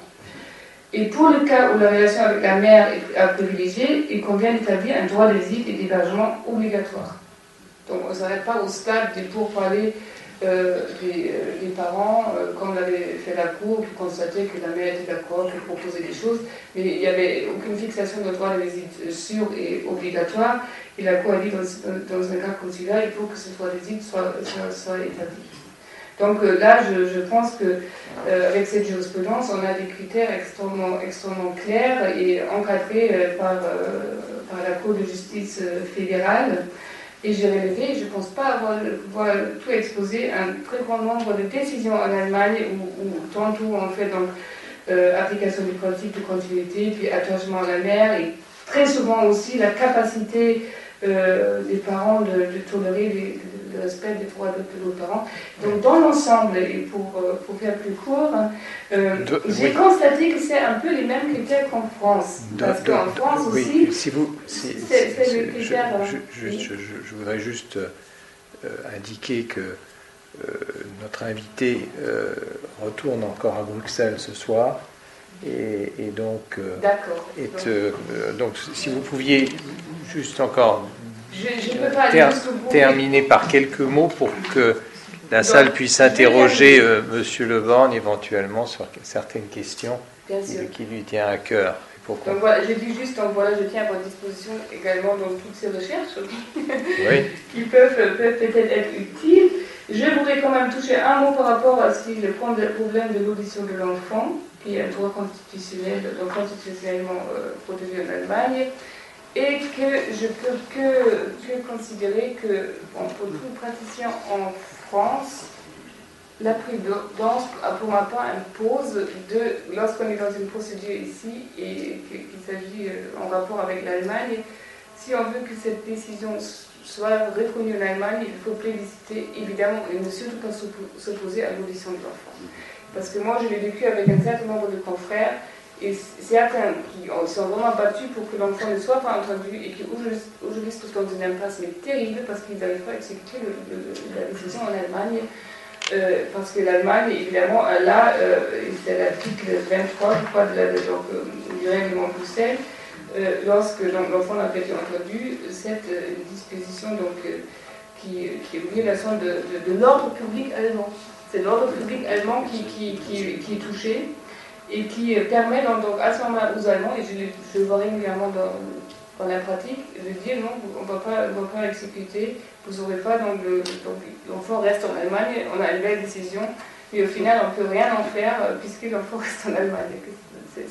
Donc je pense que par le droit européen, on a une espèce d'introduction du droit allemand ici en France qui nous oblige à tenir compte de cette exception allemande. Et je voulais aussi juste dire dans 2 secondes qu'il ne faut pas croire qu'en Allemagne, les enfants, on les prend, on les entend et on les écoute religieusement. C'est pas du tout le cas. Je dirais c'est un élément quand même où l'enfant est accompagné de quelqu'un qui, je dirais, a un rôle vraiment important et qui traduit la parole de l'enfant. Et souvent, il y a eu, à Tübingen, ils ont fait une espèce de sondage sur 49 familles, et pour voir si ça pèse sur les enfants, parce que c'est ce qu'on reproche souvent en France. Il était avéré que les enfants, au contraire, étaient très soulagés une fois que le juge... Vous pouvez juste vous arrêter, s'il vous plaît, parce que là, c'est grave. Oui, non, mais ça, c'est des éléments que j'ai... Je suis désolée, c'est grave ce que vous dites là. D'accord, donc je vais écouter. C'est vraiment très grave. Alors, juste pour vous dire, moi également, j'ai des familles françaises qui sont extrêmement s'il vous piégées plaît, des décisions françaises. attendez, s'il vous plaît. Je vais vous... Madame, excusez-moi. Je vais vous laisser la parole tout de suite. On laisse terminer Madame Remigui, juste son propos de conclusion, parce que je voudrais permettre à Monsieur Le Born de ne pas rater son train ce soir pour rejoindre sa famille. Donc, s'il vous plaît, terminez ce point et je vous donnerai la parole et nous aurons un débat après, tout de suite.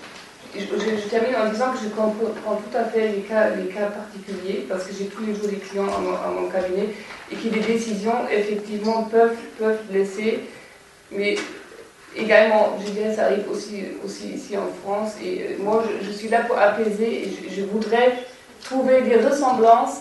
Et je voudrais justement faire avancer ces débats au lieu parce que je pense que c'est là où on peut donc sortir quelque chose de vraiment bien si on essaie de se rapprocher et si on essaie de comprendre l'autre, comment ça fonctionne, très bien, etc.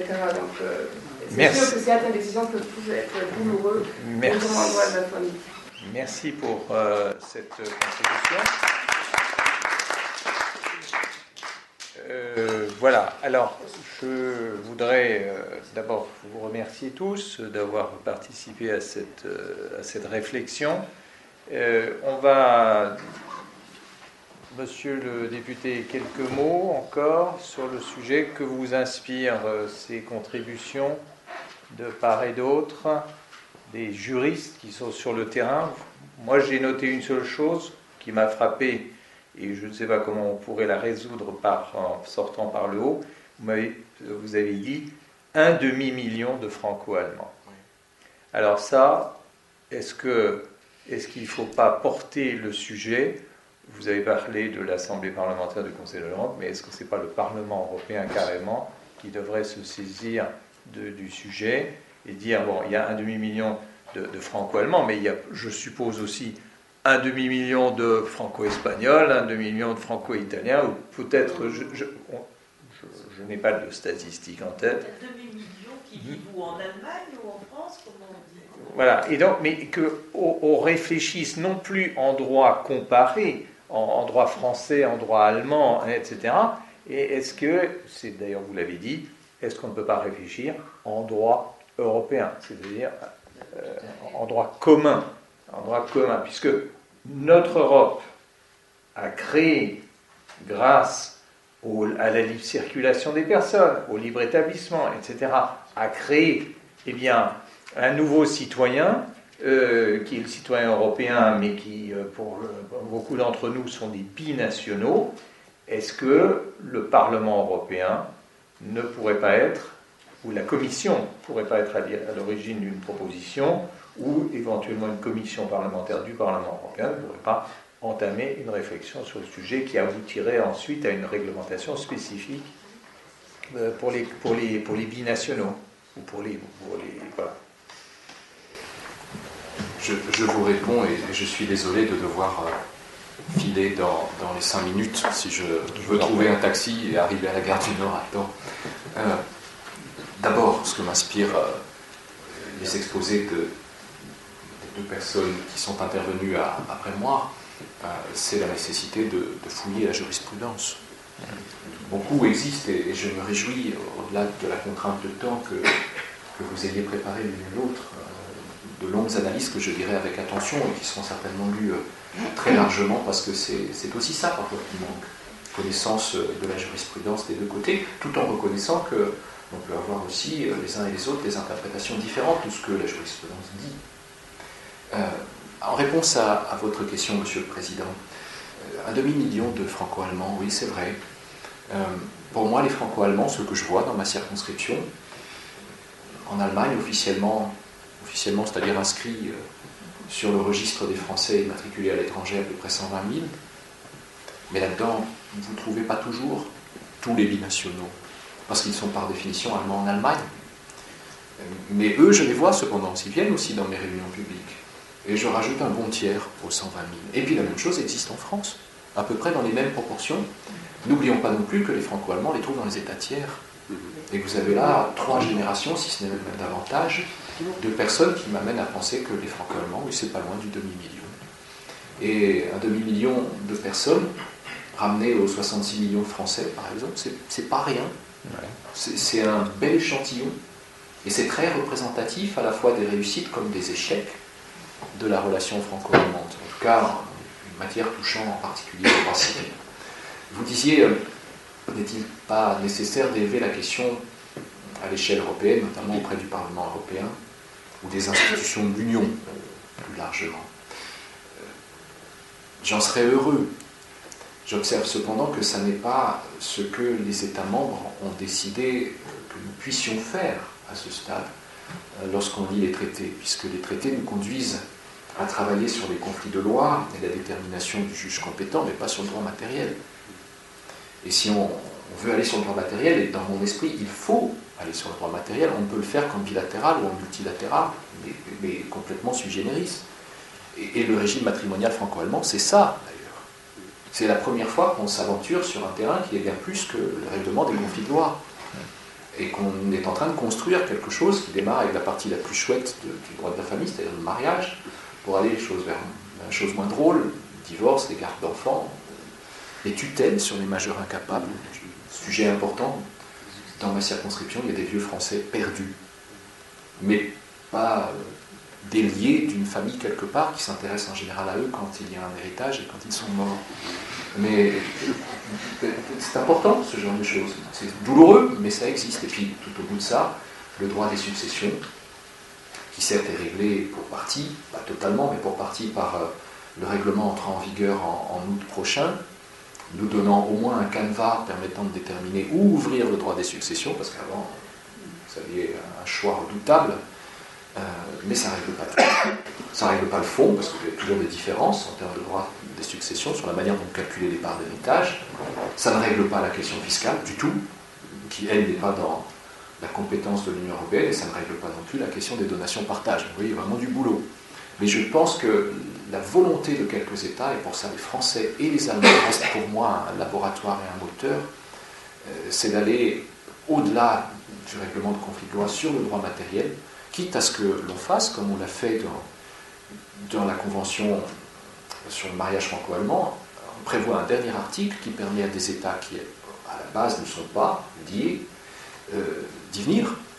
Un dernier article de la Convention matrimoniale franco-allemande, c'est ça. Et depuis lors, ça fait 2 ans qu'on a ratifié, et quasi 2 ans que c'est en vigueur, il y a 3 ou 4 États qui ont marqué leur volonté de nous rejoindre, nous Français et Allemands. Et c'est des petits noyaux durs. Je vais me préoccuper de votre train. Oui, vous avez raison. Voilà. Je suis vraiment désolé. Je vous donne même si vous ne trouvez pas de taxi, vous pouvez prendre un métro direct. Oui, je sais. Voilà. Je voudrais vous remercier surtout d'avoir pris votre temps pour venir nous parler de ce qui est une préoccupation qu'on sent au quotidien chez vous. Je voudrais vous indiquer une information que j'ai reçue ce soir d'un membre de la commission qui est ancien membre du Conseil de l'Ordre, mais toujours en charge de questions allemandes à l'Ordre, notre confrère Dominique Heinz, qui me signale qu'il y a un projet de la Rechtsanwaltskammer de Berlin d'organiser prochainement avec des juges aux affaires familiales allemandes et des membres du barreau allemand une rencontre ici à Paris avec des juges aux affaires familiales du tribunal de grande instance. Et il me demande que notre commission, ou plutôt notre sous-commission relations franco-allemandes de la famille, se mette en rapport avec la commission droit de la famille de l'ordre pour travailler à ce projet proposé par la Rechtsanwaltskammer de Berlin, qui voudrait mettre ça en œuvre. Et je pense que peut-être à ce moment-là aussi, nous pourrions vous recontacter dans cette perspective. Mais je donnerai plus de détails à notre secrétaire, à Thierry Hiblot, sur le sujet. Voilà, merci. Comme je n'ai pas éteint le micro et que vous annoncez des choses intéressantes, Monsieur le Président, si ce projet voyait le jour, sachez que vous êtes les bienvenus à l'Assemblée nationale.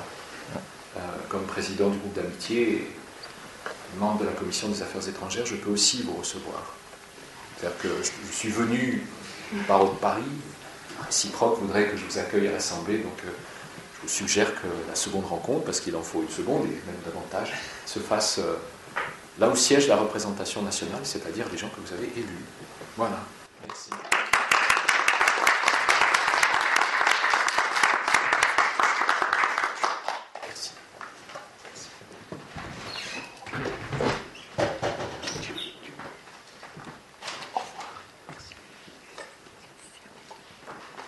Thierry, bien, merci. J'ai promis donc à Madame qui vouliez prendre la parole de poursuivre le débat. Il est 20h53. Nous avons la salle jusqu'à 21h. Donc, je voudrais juste que vous puissiez exprimer, d'abord vous présenter, exprimer le propos, pourquoi les propos de l'orateur ici vous auront un peu choqué. Et juste, voilà. Non, mais bon, nous avons un débat, donc on peut dire les choses de façon très posée. Donc je vous donne la parole, et ensuite on essaiera d'y répondre. Simplement, je suis, vous savez, comme dans le roman de Lewis Carroll, je suis le maître du temps, et donc voilà. Bonsoir. Bon, c'était juste quelques précisations juridiques, en particulier, pas des polémiques, juste préciser quelque chose. Je suis italienne, je m'occupe en Italie pour plusieurs associations des problèmes qu'on a relativement aux enfants italo-allemands. J'ai un master en droit de protection des enfants, donc je suis aussi traductrice, interprète, donc ce que je vous dis, c'est en ayant étudié les codes allemands, italien, français, etc. Et sur la base des documents que j'ai, effectivement, de tous les cas qu'on traite, qu'on a traités, on peut continuer à traiter. C'était juste des précisations, parce que si on veut se trouver sur une voie commune, il faut connaître ce qui fait l'un, ce qui fait l'autre. Donc, pas de polémique, rien du tout. Je voulais seulement préciser ça. Par exemple, souvent on entend dire que l'Allemagne ne renvoie pas les enfants. Il s'agit tout simplement du fait que même si le juge allemand décide qu'il s'agit d'un enlèvement, donc qu'un enfant a été enlevé de l'étranger vers l'Allemagne, ou bien il dit souvent, on a lu un cas encore il y a 2 semaines sur la page française, le juge allemand dit qu'il s'agit d'un enlèvement, mais l'enfant il s'est bien habitué ici, on ne peut pas le rassiner à nouveau, et donc l'enfant reste en Allemagne. Ou bien, pire encore, il dit oui, l'enfant doit être rapatrié, mais il faut savoir que le code allemand prévoit que quand on présente un recours, le juge du recours peut suspendre l'exécution du rapatriement. Donc, de façon tout à fait légale, il se passe que le rapatriement n'est pas exécuté. Bon, il faut juste le savoir quand on a affaire à des cas binationaux comme ça. Même chose pour l'audition de l'enfant. les règlements, la convention de la Haye dit que l'enfant doit être écouté s'il a une certaine maturité. Là aussi, malheureusement, c'est un concept assez libre. Donc on a en Allemagne des enfants de 3 ans qui sont écoutés. Et comme ils ont plein d'amis au jardin d'enfance, le juge dira qu'eux, ils se sont bien intégrés, ils vivent bien en Allemagne, ils ne peuvent pas quitter l'Allemagne. Donc là aussi, il faudrait peut-être mieux préciser l'âge à laquelle on entend l'enfant. Et surtout, contrôler, mais ça c'est valable pour tous les pays, dans quelles conditions on fait l'audition de l'enfant. Parce qu'un enfant qui est auditionné seulement par le juge, sans aucun enregistrement, sans rien du tout, on se retrouve avec des documents qui disent que quand l'enfant veut partir à l'étranger, on ajoute c'est parce que maman veut comme ça ou parce que papa veut comme ça. On ne sait pas si ça c'est vrai ou pas. Donc il faudrait au moins réglementer tous les pays la façon comment auditionner les enfants pour que ça serve à quelque chose. Par rapport à l'article du règlement européen que vous avez cité, qu'effectivement, si l'enfant n'a pas été écouté, les juges allemands refusent de reconnaître la décision étrangère. C'est effectivement comme ça. Mais ce qui est encore plus grave, c'est que nous, on a traité directement plusieurs cas déjà, où les parents allemands qui avaient enlevé l'enfant avaient été cités en Italie, en Espagne, dans d'autres pays, lui-même ou elle-même, et l'enfant ou les enfants, pour qu'ils soient entendus, les parents allemands ne se sont pas présentés.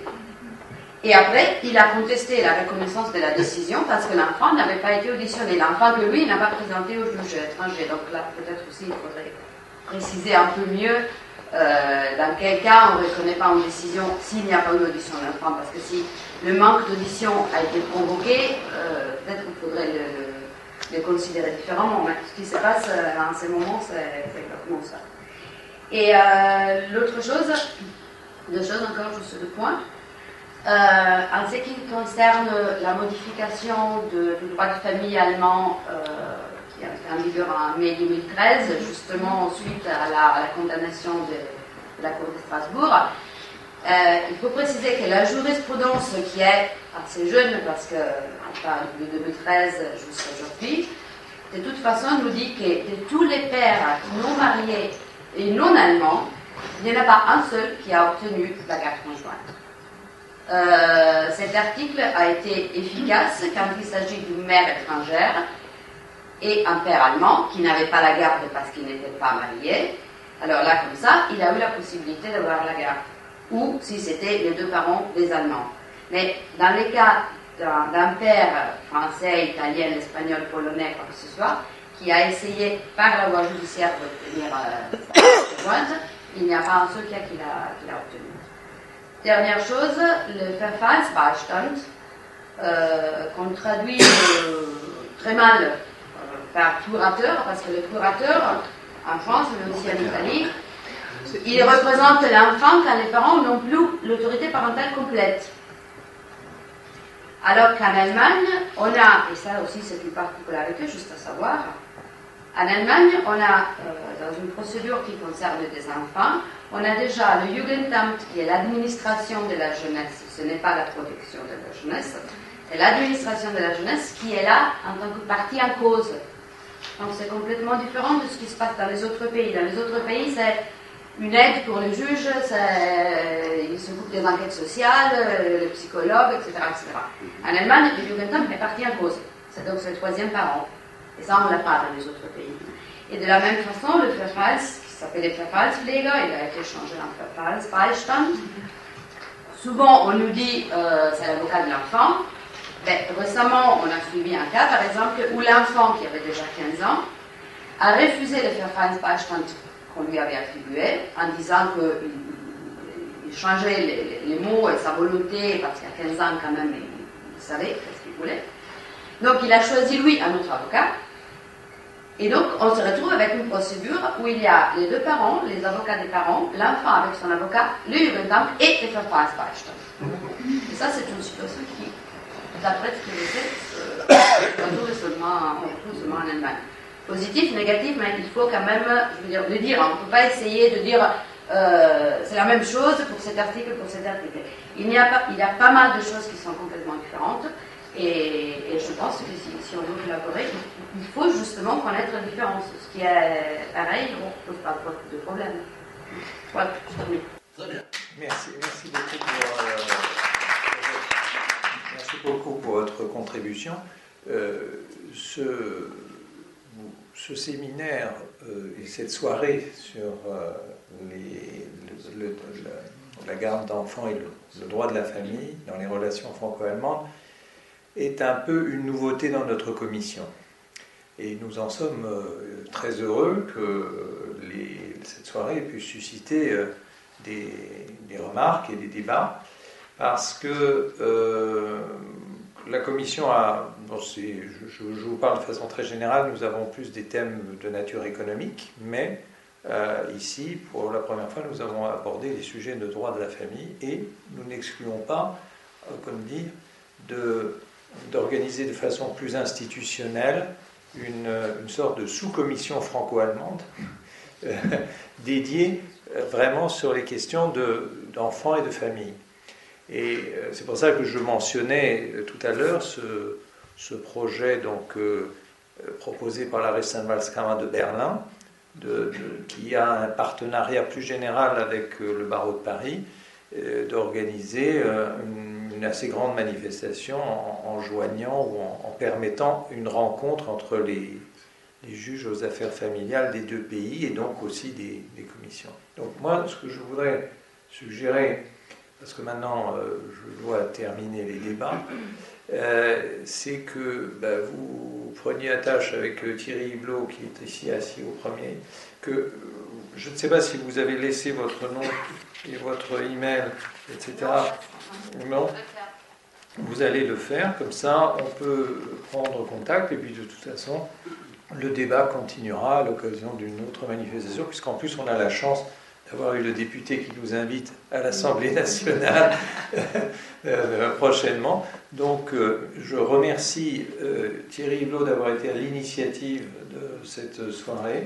Je remercie Margot d'avoir fait un très long travail, et c'est que il y a beaucoup de choses encore à jurisprudence. Voilà, pas du tout développé. Je comprends très bien, et donc il y a des précisions. ça va être publié, diffusé, et ensuite il y aura l'occasion d'échanger. C'est le sens d'une commission de travail, c'est d'entendre des avis de part et d'autre, et puis ensuite de trouver une convergence à tout ça. Voilà, je vous remercie et je vous souhaite une bonne soirée. Vous recevrez le programme des prochaines manifestations par un email qui ne tardera pas. Je vous donne juste la date de la prochaine manifestation. Un petit instant que je la retrouve. Voilà, la prochaine manifestation aura lieu le 19 mars, et comme vous le constaterez, on sera sur un sujet totalement différent, puisqu'on parlera du contrôle des concentrations allemands et de savoir comment elles diffèrent des règles françaises. Jeudi 19 mars, ce sera Antje Lucke, avocat au barreau de Paris et de Berlin, Rechtsanwältin à Berlin, qui nous parlera de ce sujet. Voilà, merci et à bientôt. Au revoir.